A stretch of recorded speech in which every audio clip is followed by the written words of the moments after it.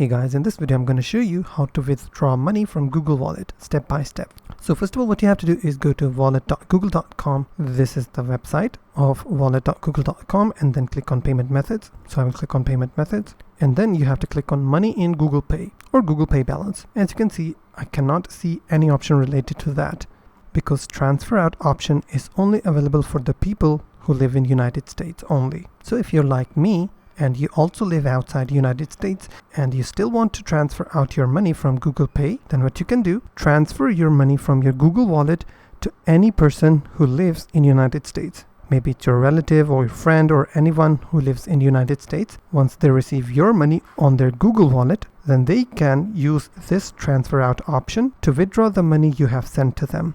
Now, once they have withdrawn, they can send you money from another method, like they can use Wise or they can use any other bank account option. If you found this video helpful, please hit the like button and don't forget to subscribe.